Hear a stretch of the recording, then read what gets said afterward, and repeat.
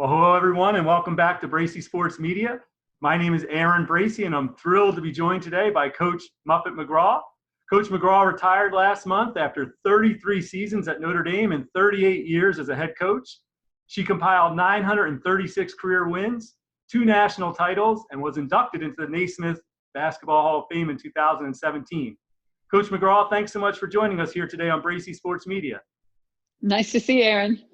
If you're watching this on our YouTube channel, you can also download this interview on our podcast, Bracy Sports Media, wherever you get your podcasts. And if you're listening on our podcast, you can watch on our YouTube channel, Bracy Sports Media. And you can read the corresponding story to this interview on our website, bracysportsmedia.com. All right, Coach, let's get right into it.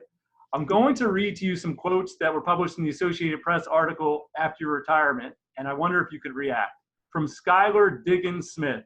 There's something about her that makes you want to move a mountain for her. I believe it's how much she cares about her players. From Kayla McBride, she pushed me and pulled things out of me I didn't know I had. What she did for me in those 4 years, I came in as a girl and left as a woman. And finally, from Natalie Achonwa, the relationship and impact she had on my life made me want to be able to give that to other people someday. When you hear those kinds of comments from your former players, what do you think? Well, that's the most rewarding part of coaching. And it is something that I will treasure always, to have these girls come in, to get to know them over 4 years in incredibly intense competitive situations. And then after they graduate and I get to see them play in the WNBA, and I'm like the proud mom watching my daughter play. And then as years go by, to count them among my friends. I mean, it's such a blessing to be able to look back on a career filled with so many amazing women. I'm going to throw 3 dates at you, and I'm wondering if you can react to them. The first one is May 18th, 1987. What comes to mind? Well, that must have been when I got the job. That is. It's a long time ago. What do you remember about that day? And were you nervous? Were you excited? How did you feel? Well, I was nervous. I didn't even want to apply. Honestly, I thought there's no way I'm going to get that job. I was at Lehigh, and I loved it. I loved being at Lehigh. I loved the people. You know, we had a little bit of success, and, you know, I was comfortable there. And my husband continued to prod me to send in my resume. And, you know, he said, you know, you can't be comfortable. And I think so many times, especially for women, we get comfortable where we are. We're loyal. We don't want to make any changes. And we don't have the confidence to look and say, I'm going to go get that job and do well. So, you know, it took my husband really urging me to apply when I finally sent it in. So when I got the job, I think I was so excited. I'm pretty sure I didn't know what he was paying me. You know, I got off the phone, I got the job. And then Matt said, "Gal, how much does it pay?" And I was like, oh my gosh, I think I forgot to ask. Well, another date I'd like to mention is January 15th, 2001. Now, this one I might need to help you a little with, but that was a date. No, I know that one. Okay. Yes. What do you remember about that date, and why am I bringing that date up? That was the first sellout in women's basketball history at Notre Dame. And it was Notre Dame versus UConn. UConn was number 1. And it was probably the first time we ever beat them. So it was just a huge game. First time ESPN decided to broadcast games, Martin Luther King Day, a triple header of women's basketball. And just a momentous occasion, and so memorable, because to walk out and see the electricity in the building and the crowd was, they were amazing. So much so that I'm pretty sure the girls couldn't hear me talking to them. So they basically won the game without any instruction from me. Big change from the person who was a little nervous about applying from Notre Dame. I'm guessing that was a real milestone moment for you. Oh, it really was a milestone. We had been to the Final Four in '97, but still hadn't really come into that phase of our being an elite program. And, you know, recruiting got a little bit better, but heading into that year, we're undefeated. Heading into the game, Connecticut's undefeated. So it's a battle of 2 really good teams, but you can't call it a rivalry if you've never won. Right. So that was the game that really started the UConn rivalry. And the final date is the culmination of that year, April 1st, 2001. What do you remember about that date? Well, you know, April Fool's is my favorite day of the year now. It was pretty amazing twice, you know, to win a national championship on April Fool's Day. Such a big moment for our program. We've come so far. That is certainly, you know, getting to the Final Four is awesome. And a lot of schools can't even say they've been there. To actually win it all, to end your season on a win, is such an amazing feeling. You can play golf all summer and not feel guilty that you're not out recruiting. And that date was the first of Coach McGraw's 2 national titles at Notre Dame. Coach Muffet McGraw joining us here today on Bracy Sports Media. Coach, I'd like to take you back a little bit. You graduated from St. Joseph's in 1977. You were a pretty good player. Opposing guards didn't like seeing you because you had 102 steals during the 1976-77 season. But women's basketball was a lot different at that time.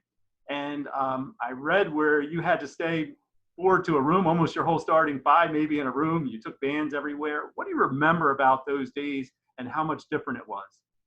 Well, it was very different back then. Of course, there were no scholarships, so we just played because we loved the game.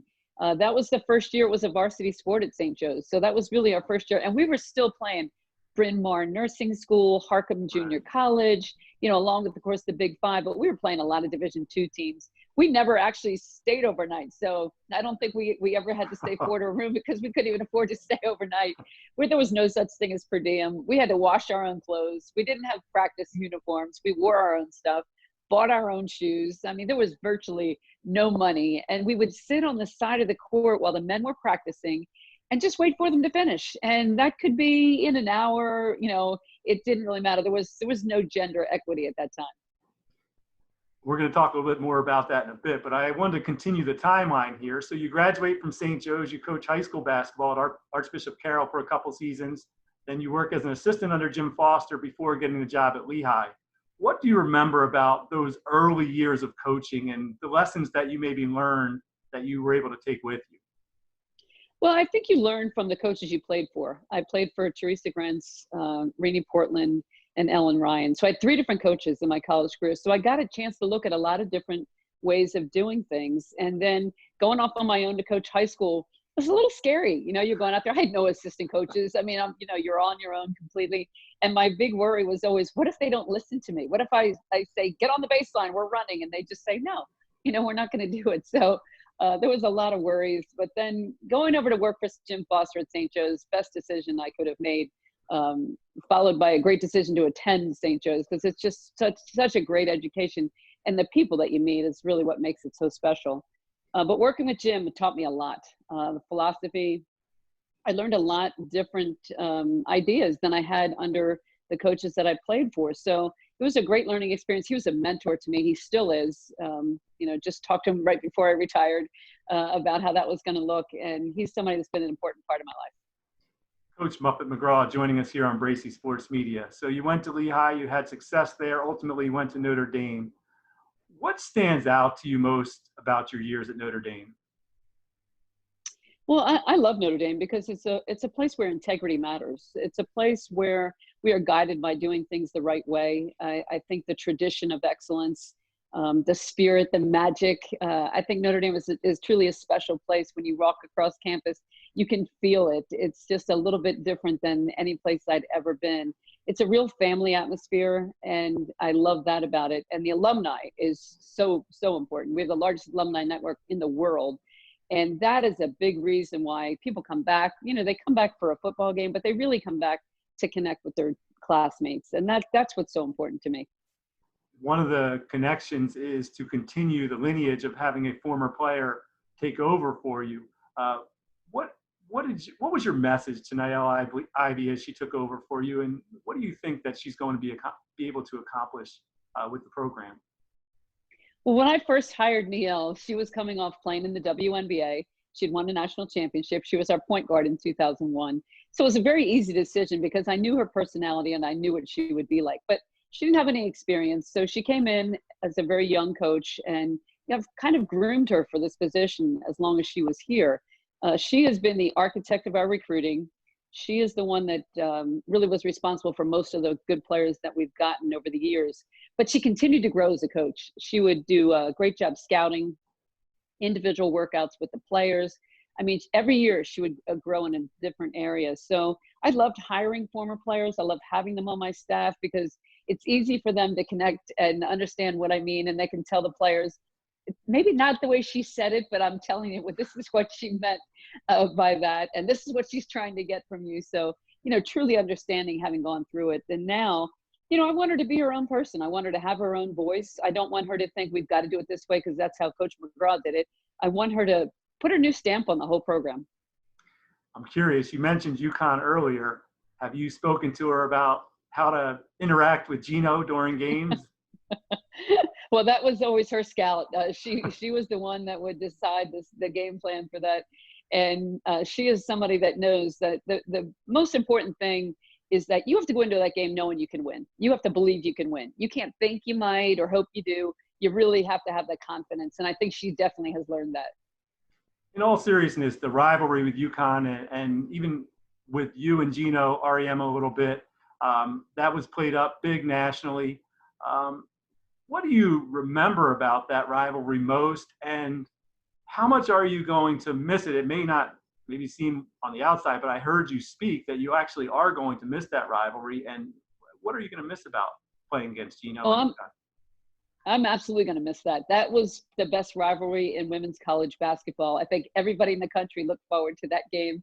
And certainly we did too. It was just so intense. And I think, I think because we're both from Philly, I think that was the thing. I think the way we talked to each other, the way we talked about each other, I think Philly people got it, Right. and they understand the sarcasm that was sometimes used, but a lot of people across the country didn't quite get the relationship. But I'm definitely going to miss that. I think it's something that, I think the basketball world is going to miss that too, because, I think when you play UConn, a lot of people just worry about the name on the jersey and they don't go out there and try to get the win. And Gino's pretty good about trying to take advantage of any weakness that he can see. And I stood up to him, and I think that that's what you have to do. Coach Muffet McGraw joining us here on Bracy Sports Media. Speaking of standing up, at last year's Final Four, you spoke up in a video that has gone viral, more than 7 million views last I checked. And you said the following, and I'm kind of paraphrasing some of it, but we don't have enough female role models. We don't have enough visible women leaders. We don't have enough women in power. Why did you say that? And how moved were you by the reaction that you received? Well, I said it because it's true. And I think that we need to continue to try and hire more women leaders, and to really promote more women across any kind of industry. I think I heard the most from men with daughters. We were talking a little bit ago, that is the kind of the group that gets it, because either they came up and played sports and saw how things were for boys, or maybe they have sons and daughters and they see the comparison, and it just isn't fair. And I think when you look across the country, like right now with this virus going around, you see the countries that have handled it the best. I think there were 8 of them. They all had female leaders. And I think women add so much to leadership, and it's been proven. I think if you look at the stats, that women in leadership positions, the companies just do better. And we now have one woman on every board of every Fortune 500 company. And that's a small step, but it's something that I think we need to continue to do, because these young girls are playing sports and they have to be able to look up and see women. And now with the, one of the great things about the coverage of the virus right now, you see female scientists, you see female doctors, you see women in charge, and girls can look up at that and say, that's what I can be. But what a much better way to do it in sports. This is something that they're out there playing soccer and basketball and so many sports. Hopefully there's some women out there that are doing the coaching. And I know, and I heard you speak, that now that you have a little bit more time, you're going to be addressing these issues, perhaps more so than you were able to in the past due to your duties with coaching. And I'm wondering, how much did that reaction, and how much did the fact that you would like to speak, have more time to speak out, how much did that play into you deciding to step down when you still were, right in the prime of your career, and, certainly no reason to feel like you would have stopped doing what you're doing and having the success you're having? Did that play into it? Aaron, it did. It really did. It was something that I think most people in sports, they're professional athletes or coaches, when you look ahead to what's next, most of them say, I don't know what else I would do. And I'm sure that I thought that at some point when I eventually retire, what would I do? And after that, I felt like, now here's something I'm really interested in. Here's something I want to do. People have asked if I wanted to get into politics. I don't know. Maybe that's a way to make change, but I definitely want to be more active. I want to be out in the community more. I want to be speaking more. I want to be addressing some of these things across the country. I heard you say you were too honest for politics. Yeah, I kind of regret saying that, because I know some very good, honest politicians right here in Indiana. Mayor Pete, Governor Holcomb. I mean, we have some great people in politics. And I should have said, I don't think about what I'm going to say often enough. I just say it, and that's probably not a good thing. Coach Muffet McGraw joining us here on Bracy Sports Media. All right, Coach, last thing I'd really like to cover is kind of taking what you just said to the basketball realm. You mentioned when you first got at Notre Dame, the men's coach at the time said, okay, this is when we practice and you can have the court, I guess, whenever we're done. And you sort of said that too when you played at St. Joe's. But I'm wondering what you've seen as positives about the sort of the equality and the changes in the women's game, and where does the women's game still need to go in your mind as far as kind of getting on equal footing with the men's game? Well, Title IX came out in the early 70s and basically said there should be equality between the men's and women's program. And we didn't have that at the time, even though the law was in, it was a federal law, but we still went into the 90s probably without that. And then gradually you saw the salaries start to improve. I think you saw the women's budget start to improve. Things started to not be equal, but a little bit more equitable. And that's the point where our game was inundated with male coaches. When we started, Title IX came out, 90% of coaches were women. After the salaries increased and it got a little bit higher profile, now 60% of our coaches are men. So we've made a big switch there. And I think that is the area that I would like to see change. I'd like to see a lot more women get into coaching. But the game itself has grown tremendously. Recruiting, it's amazing. The level of play. Now we have a professional women's league with the WNBA, over 25 years. And there's so many great things happening in our game. Still, media attention lags, 4% of media attention across the board. I mean, you turn on SportsCenter, you don't even know there are women's sports. So I think it's something that we have to continue to fight for. And I think we will. We're just getting better and better. Coach Muffet McGraw joining us on Bracy Sports Media. Coach, thank you so much for joining us today, and we wish you all the best in retirement, relaxation with your family, your husband Matt, your son Murphy, and certainly time to play golf, time to speak out on issues, and whatever it is that you enjoy. Time to visit Philly and get a cheesesteak. That's what I'm going to enjoy. Hey, Larry's is right across the street from St. Joe's. Always a favorite. If you've enjoyed our interview, please download and subscribe to our podcast, and you can click on subscribe and hit the notifications button on our YouTube channel. Thanks for joining us today, everyone.